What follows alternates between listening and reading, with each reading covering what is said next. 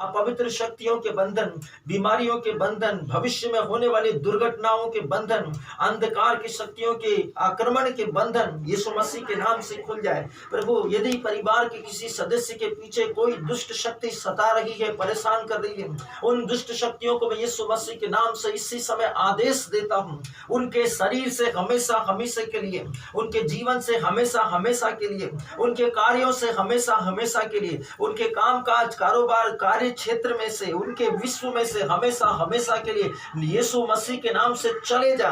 यीशु मसीह के नाम से मैं इस समय विनती करता हूँ, प्रार्थना करता हूँ। प्रभु, आपका लहू उन्हें आशीष दे, आपका लहू उन्हें पवित्र करे, आपका लहू उनके बंधन खोले, आपका लहू उनके श्रापों को तोड़ दे, आपका लहू उनकी बीमारियों को दूर कर दे। प्रभु, आपके नाम के कारण दुष्टता की शक्तियां उनके अधीन हो जाए, अंधकार की शक्तियां, जादू टोने टोटके की शक्तियां, श्रापों की शक्तियां, विपत्तियों की शक्तियां सब उनके अधीन हो जाए। प्रभु, आपने आदेश दिया है, मैंने तुम्हें सांपों, बिच्छुओं और बैरी की सब शक्ति, आकाश की ताकतें, प्रधानताएं, अधिपतियों को, अधिकारियों को, दुष्टता की सामर्थ को कुचलने का अधिकार दिया। यीशु के नाम से मैं सब कुछ को आपके अधीन करता हूँ। प्रार्थना करता हूँ प्रभु कि रपसोडी के द्वारा, सुसमाचार के द्वारा हम जो नहीं कर सकते थे अपने शरीर में, हम जो नहीं कर सकते थे अपने इच्छा से, हम जिन कामों को करने से डरते थे, हम यीशु मसीह का नाम लेकर अब उनको करना शुरू करें। प्रभु, आपको सफलता देगा, आपके काम सफल होंगे, आप आशीषित होंगे, आपका कारोबार आशीषित होगा, आपका योजनाएं आशीषित होगी, आपकी खेती बाड़ी, अन्न जल, घर आशीषित होगा। जो कुछ आपके शरीर के अंग करने में असमर्थ थे, उनको यीशु मसीह के नाम से करने की कोशिश करो। मेरे प्रियो, वचन कहता है आज का रपसोडी के बाद आप जो कुछ करना चाहेंगे उसको आप करें यीशु मसीह के नाम से।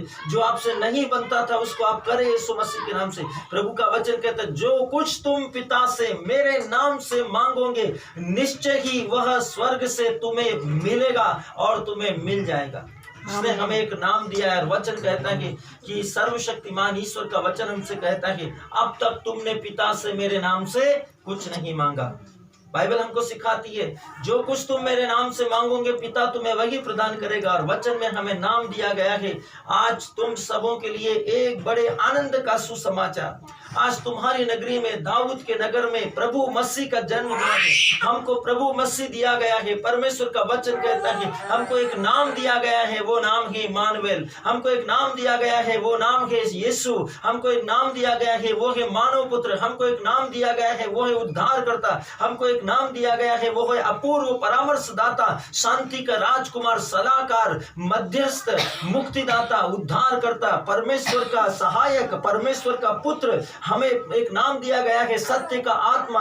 उस नाम का इस्तेमाल करने के लिए प्रभु ने हमसे कहा है। वचन कहता है, आपसे अभी तक तुमने मेरे नाम से कुछ नहीं मांगा, तुम मेरे नाम से मांगो और पिता तुम्हें वही प्रदान करेगा। आइए हम परमेश्वर के वचन में चले और यहोवा के वचन के आदेश के अनुसार प्रार्थना करें और जीवन में सब प्रकार की आशीष जो नहीं कर सकते थे आज के बाद विश्वास के साथ वो करने की कोशिश करें। अपने हाथ को, अपने शरीर के अंगों को बोलो, यीशु मसीह के नाम से मैं तुम्हारे बंधन खोलता हूँ। अपने शरीर को बोलो, यीशु मसीह के नाम से मैं तेरे बंधन को खोलता हूँ। अपने अंतकरण से, वर्तमान से, भूतकाल से, भविष्य काल से बोलो, यीशु मसीह के नाम से मैं सारी श्रापित शक्तियों को जो इस शरीर में, इसके जीवन में और इसकी योजनाओं में विफलता, असफलता, बीमारी, बंधन, रुकावट और किसी भी प्रकार की बाधा के रूप में स्थापित है, मैं उसके विरोध में यीशु मसीह के वचन की घोषणा करता हूँ और सब कुछ को हटा देता हूँ यीशु के नाम से। आपसे आप जो नहीं कर सकते थे वो आप कर सकेंगे यीशु मसीह के नाम से। आइए हम परमेश्वर के वचन में चले। हमारा आज का प्रार्थना का जो विचार बिंदु है वो है दूसरा सहायक। परमेश्वर का वचन कहता है हमारा प्रार्थना का विचार बिंदु है और सबसे महत्वपूर्ण हमारे जीवन के लिए, इस पूरे सप्ताह के लिए हमारे मनन चिंतन का विषय है दूसरा सहायक। परमेश्वर का वचन कहता है पहला कुरिन्थी अध्याय 3 वचन 11 के अनुसार, पहला कुरिन्थी अध्याय 3 वचन 11 के अनुसार परमेश्वर का वचन कहता है, क्योंकि उस नींव को छोड़ जो पड़ी है, क्योंकि उस नींव को छोड़ जो पड़ी है और वह यीशु मसीह है, कोई दूसरी नींव नहीं डाल सकता। जो पहले से ही हम लोगों के लिए, विश्वासियों के लिए इस संसार में परमेश्वर ने डाली है, उस नींव के अलावा कोई दूसरी नींव नहीं है और ना कोई डाल सकता है। परमेश्वर का वचन पहला कुरिन्ती अध्याय 3 वचन 11 के अनुसार आपसे और मुझसे बात करता है। वचन कहता है, ध्यान दो, पहला यूहन्ना अध्याय 2 वचन 1 में प्रेरित यूहन्ना ने यीशु को क्या कहा? पिता के साथ हमारा वकील, यहाँ पर अनुवादित शब्द वकील है। परमेश्वर का वचन कहता है यहाँ पर अनुवादित शब्द वकील है और पाराक्लोटोस उसका ग्रीक शब्द है। पाराक्लोटोस उसका ग्रीक शब्द है। और यूहन्ना अध्याय 14 वचन संख्या 16 में स्वामी ने अपने पुनः आश्वासन देने वाले शब्दों में इसी शब्द का इस्तेमाल किया है।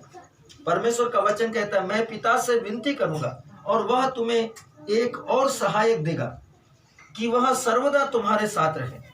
असल में पाराक्लोटस का अर्थ है वह व्यक्ति जो आपके बगल या आपके साथ जाने के लिए बुलाया गया है। पाराक्लोटस का मतलब है, उसका अर्थ है वह व्यक्ति जो आपके बगल में, आपके साथ में साये के समान आपके साथ हमेशा के लिए चलने के लिए बुलाया गया, जो सहायता करने के लिए भेजा गया है। एक सहायक। एम्प्लीफाइड अनुवाद के अनुसार हमें एक ऐसे सात सामर्थी, परमेश्वर का वचन कहता है एम्प्लीफाइड अनुवाद के अनुसार हमें ऐसे 7 सामर्थी समानार्थी शब्द दिए गए हैं और उन शब्दों का अर्थ इतना स्पष्ट है जिन शब्दों के द्वारा हम पाराक्लोटस से प्राप्त हर एक शब्दों के अर्थों को समझ सकते हैं। पाराक्लोटस का अर्थ है शांति दाता, दूसरा है सलाहकार, तीसरा है सहायक, चौथा है मध्यस्थ, पांचवा है वकील, छठवा है सामर्थ्य दाता और सातवां है स्टैंड बाय। परमेश्वर का वचन आपके साथ सदा खड़ा रहने वाला, आपको परामर्श देने वाला, आपको सामर्थ्य देने वाला, आपको मध्यस्थ करने वाला। वकील का मतलब है परामर्शदाता, मध्यस्थ देने वाला, आपके लिए हमेशा परमेश्वर के सामने प्रार्थना करने वाला।